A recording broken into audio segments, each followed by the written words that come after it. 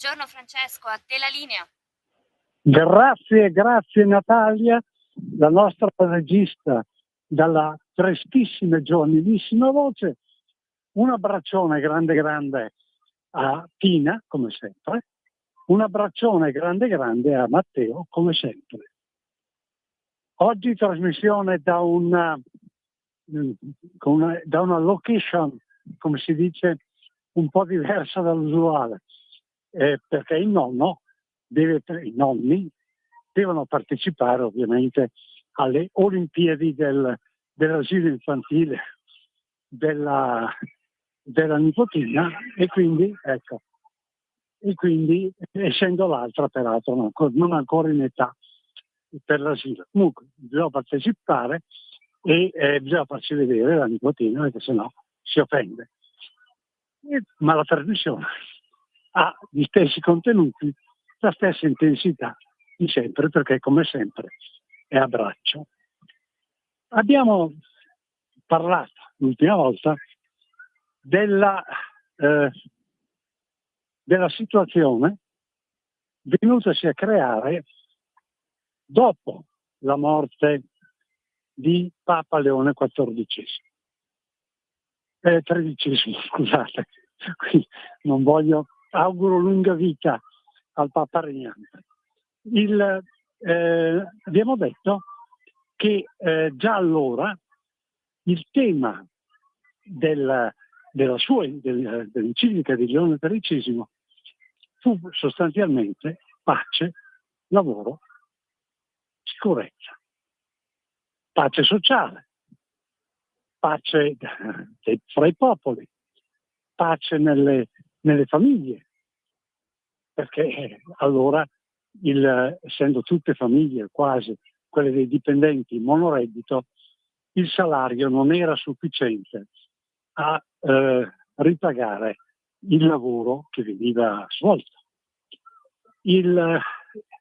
Pace nelle famiglie, numerosissime tra l'altro all'epoca, non erano infrequenti famiglie, anche monoreddito, con 10, 11, 12, fino a 20, 25 figli, che sembrano cose astruse, cose che non stanno in cielo né in terra raccontate così.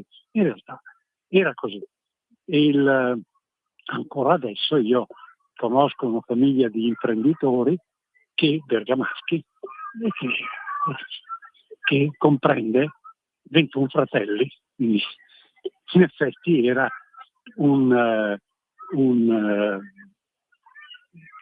era normale avere tanti figli, anche perché la mortalità infantile era molto elevata.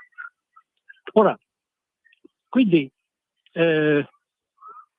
dopo la morte di Leone XIII, in questo mondo cattolico, che poi rappresenta l'intera Italia, in cui si elaborano idee, si mettono in evidenza problemi, la questione sociale, fino a pochi decenni prima, ignorati dalla Chiesa, la questione sociale balza in tutta la sua evidenza, non ci si rende conto di quanto l'elaborazione sia difforme da quella effettuata dai partiti e difforme dalle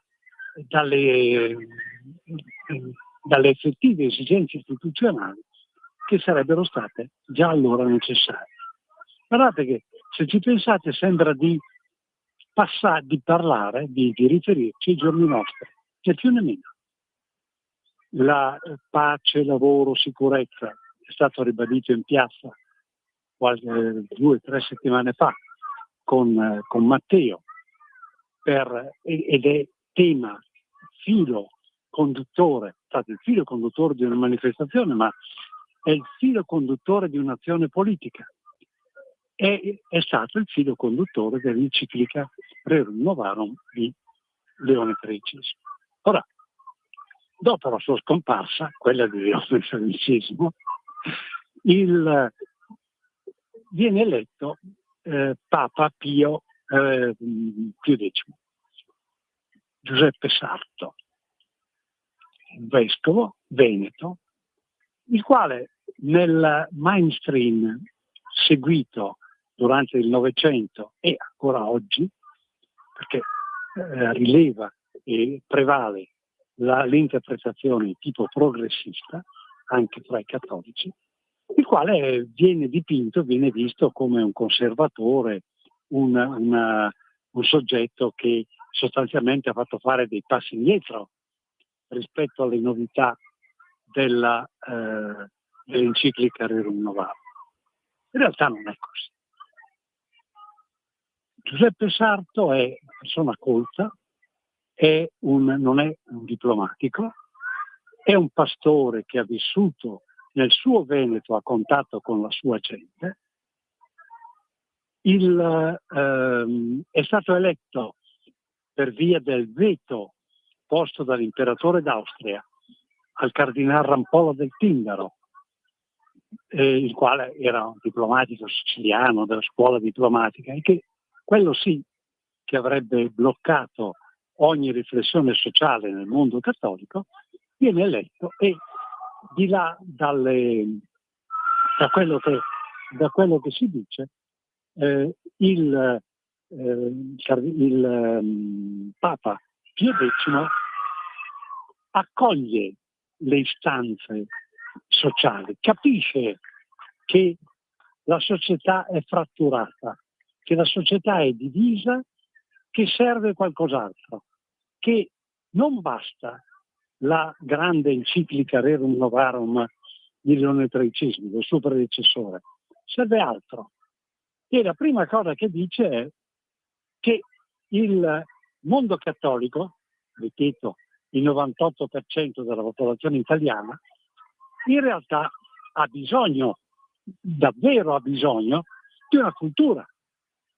Ha bisogno di conoscere i testi, i principi, i valori, il senso del cattolicesimo, del cristianesimo, delle scritture e della tradizione. E ha un'idea geniale. Elabora un catechismo semplice, molto apparentemente semplice, studiatissimo, da far imparare a memoria fin da piccoli ai bambini, con frasi scolpite, tali per cui fin da piccoli i bambini, quindi, che diventeranno a loro volta adulti, crescono con dei principi, dei valori e dei significati che sono ben scolpiti nella loro mente e nella loro memoria. Ora, e questo è un primo passo. Il secondo passo, contrariamente a quello che al mainstream odierno, il secondo passo è ancora più rilevante. In modi forse non pienamente consapevoli, non pienamente coerenti, perché anche a lui sfugge il grande cambiamento sociale che si è prodotto, che è in atto. Però cosa fa? Praticamente indice una crociata la si può proprio definire tale, contro il modernismo, visto come la peggiore delle eresie. Attenzione, non è qualcosa che riguarda solo e soltanto il mondo cattolico, è qualcosa che riguarda l'intera società, perché la crociata, tra virgolette, contro il modernismo non è una crociata contro la modernità. Quando ancora oggi, e qui facciamo un riferimento alla realtà odierna, si dice che si richiama, una parte politica, si chiama progressista, ma che sia una parte che con questo promuove il progresso. Ha promosso finora il gran regresso sotto molti aspetti, quindi non è sono termini che vanno valutati. Cioè, Pio X inizia una campagna contro il modernismo, non contro la modernità. Ritiene, cioè, che la modernità debba fare riferimento a principi e valori diversi da quelli che sono portati avanti dalle due correnti politiche, partitiche dell'epoca. Da un lato i liberali, che si rifanno a John Stuart Mill, quindi il mercato come dio della situazione, che determina tutto, dall'etica ai principi e ai valori. Quello che è determinante è il mercato per loro. E sotto questo profilo si sviluppa poi quella corrente socialdemocratica che alla fine giunge dal punto di vista cognitivo, alla creazione dei grandi imperi sovranazionali, quali sono oggi i vari Amazon e compagnia. Quindi lui si oppone a quello e si oppone al socialismo, il quale ritiene, di là dal fatto che vuole prendersi lui il potere, ma a lui quello non interessa. Ritiene il socialismo che l'uomo possa raggiungere la verità. Quindi l'insegnamento e la posizione, la feroce posizione di Pio X contro il modernismo è una posizione di tipo qualitativo, coglie sostanzialmente quella differenza che il predecessore, Leone XIII, e tutti coloro che erano partecipi, o molti di coloro che erano partecipi dell'opera dei congressi e dei comitati, quindi la discussione politica all'interno del mondo cattolico, assoluta maggioranza in Italia, lui toglie questo aspetto, cioè la dottrina sociale della Chiesa, così come voluta o comunque tracciata dal predecessore Leone XIII, non è un tertium genus rispetto al Partito Socialista piuttosto che al Partito Liberale. È una roba diversa. E far diventare le teorie socialiste piuttosto che quelle liberali il fondamento della vita di una società, dice Pio X, è sbagliato. E attenzione, proprio questo Papa, che è tacciato di un tradizionalismo assurdo, di una chiusura mentale che non finisce più, che invece apre anche sotto il profilo del non expedit, in realtà ha colto nel segno quello che è oggi ancora il problema, e cioè non è dai partiti che può venire una teoria sociale generale, anche solo per il fatto che un partito è una frazione di un popolo. Dice Pio X, lo diciamo noi oggi, il popolo è un'altra cosa. Se andiamo indietro di 2 anni ormai a ripensare alla storia della democrazia, delle società, delle città-stato greche, Demokratos, vediamo che, e ripetiamo, che per esserci un potere ci deve essere un popolo. Ora, la teoria sociale della Chiesa, elaborata da Leone XIII con l'Rerum Novarum, è duramente affermata a questo punto da Pio X, poi elevato all'onore degli affari, e acquista la consapevolezza che non c'è per il popolo una base faziosa, non può esserci. Il popolo deve avere i suoi principi, i suoi valori, il suo senso, che regolano, che corrispondono ai suoi costumi, alla società che si è creata, si è sedimentata nei secoli, nella quale le opinioni dei partiti devono esserci, devono esercitare la funzione di critica, di attenzione, ma nella sostanza la base fondamentale del comportamento di un popolo sta nei suoi costumi.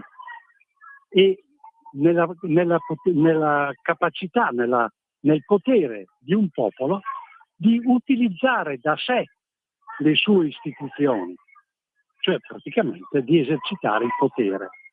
Quindi Pio X in realtà propugna il trasferimento del potere dai nobili diventati industriali ai capi capi del Partito Socialista.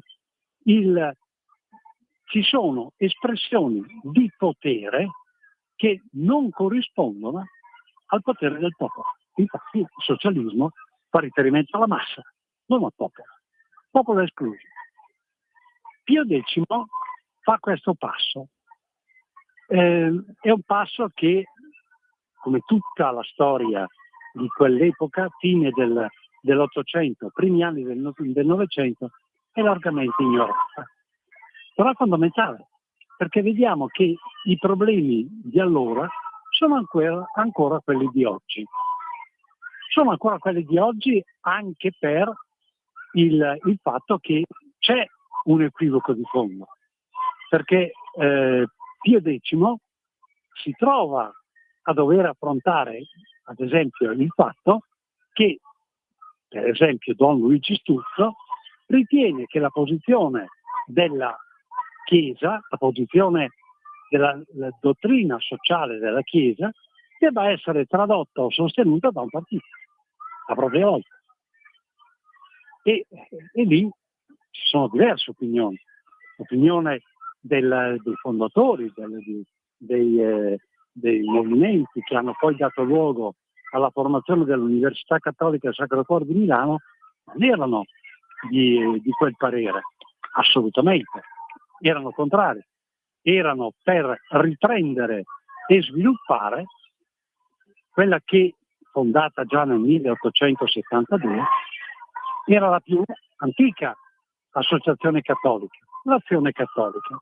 E infatti Pio X, coerentemente col fatto di aver promulgato questo catechismo semplice e da mandare a memoria e facilmente comprensibile, col fatto di aver indetto la crociata contro il modernismo, ripeto, da distinguere dalla modernità, compie anche questo ulteriore passo. Cioè, vuole che i cattolici si emancipino e da un lato capiscano quello che avviene nei riti che sono ancora rigorosamente in lingua latina, per cui io le più o meno per la gran parte della gente, e dall'altro lato vuole che il pensiero, l'intellettualità cattolica, che non è anche qui l'intellettualismo, si sviluppino attraverso, comunque si incanalino attraverso un'associazione, la più antica delle associazioni cattoliche in Italia, che era l'Azione Cattolica. Anzi, non si chiamava così all'origine, si è poi chiamata così, proprio con Pio X. Quindi il quadro che viene a delinearsi è un quadro sociopolitico molto moderno, molto attuale. Anche oggi dobbiamo confrontarci con fatti che sono né più né meno che lo sviluppo, l'evidenziazione di quello che non si è riusciti a fare allora, ma sono l'evidenziazione dei problemi di allora. Pensate al fatto che le strutture, le istituzioni dello Stato debbano essere al servizio del cittadino, raggiungibili dal cittadino e viceversa. Che i servizi essenziali dello Stato, nella società, siano raggiungibili dal cittadino e il cittadino sia il princeps, il dominus rispetto a questi rapporti, a queste relazioni. Non è così. È accaduto esattamente il rovescio. Da un lato uno Stato burocratizzato al massimo, secondo la metodologia e l'interesse di parte socialista, dall'altro lato queste entità sovranazionali, questi potentati che comandano sostanzialmente agli stati. Gli stati sono l'espressione dei popoli, questi qua non sono espressione proprio per niente dei popoli, ma di interessi, di potere del denaro, di mercato, ai quali per accedere tu non puoi andare a contrattare, a dire che cosa ti serve, devi compilare dei moduli, ubbidire a quello che ti dice il telefono, segna la casella tale, segna la casella tal'altra. Se anche il contratto è giugulatorio, cioè ti soffoca, devi prenderlo perché altrimenti non hai la luce, il gas, il telefono, l'energia elettrica. Quindi quei problemi non risolti, ma già esistenti all'inizio del Novecento, con Papa Pio X, che con buon senso, molto buon senso, li pone, non vengono risolti, non sono stati adeguatamente affrontati e manco meno risolti nel seguito degli altri 120 anni. Dei 120 anni durante i quali c'è un altro segno di ciò che Pio X considera e riesce in qualche modo a temperare, e cioè, di là da ciò che rappresentano i due partiti, liberali e socialisti, nella società, di là da quello c'è il fatto che il nord dell'Italia è una cosa, il sud è un'altra. Il mercato del sud è quello del latifondista, il mercato del nord è quello dell'industriale che produce la lana, che produce la seta, eccetera. Quindi comportamenti anche diversi, atteggiamenti anche diversi all'interno della Chiesa da parte dei vescovi, anche rispetto alle ideologie. Quindi sotto questo aspetto grande discussione interna alla Chiesa, ma nello stesso tempo in preparazione e tutto sommato troppa carne al fuoco. Però è un movimento democratico, è un momento di grande democrazia che ha il cuore del suo sviluppo proprio in Italia, proprio per il fatto che il Papa Re è caduto, che il Papa Re, dopo aver affermato che aveva bisogno di 4 pietre per poter esercitare il suo ministero, si riscatta e dice no, io sono il capo della Chiesa Cattolica, mi bastano gli ordinari strumenti di gestione e amministrazione per svolgere il mio compito. Ecco, questa è la rappresentazione che dobbiamo farci rispetto al quadro che andremo ad affrontare. Perché? Perché a interrompere, questo affronteremo prossime settimane, Dio piacendo, prossimi sabati, ma perché? Perché in questo fermento di idee, in questo dibattere, teniamo conto che col Papa Re nella Chiesa Cattolica non si poteva dibattere assolutamente, era infallibile. Quello si diceva che dovevi che il cielo era nuvoloso, tu guardavi e dicevi cavolo, mi sembra che c'è il sole, però se il Papa dice che è nuvoloso,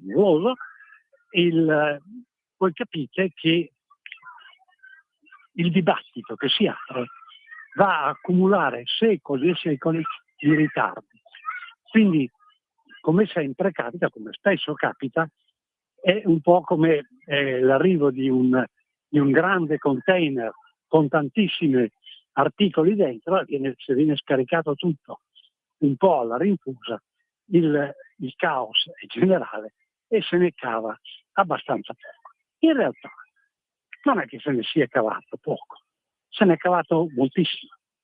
Al centro di questo movimento democratico, cioè chi vuole ridare rilievo, prestigio e potere al popolo, c'è un grande vescovo, Monsignor Giacomo Radini Tedeschi, piacentino, vescovo di Bergamo, facente parte della diplomazia vaticana, il quale dà una spinta formidabile e si inventa le società di mutuo soccorso cattoliche, le banche di piccolo credito cattolico, sapendo e volendo sia contrastare il potere dei padroni, quali detenevano sostanzialmente le banche e non davano credito ad altri se non a se stessi, e dall'altro lato, mediante queste società, anche dare respiro, rilievo, assistenza, aiuto a quelle che impropriamente, inesattamente, ma esattamente secondo i suoi fini, il socialismo chiamava massa.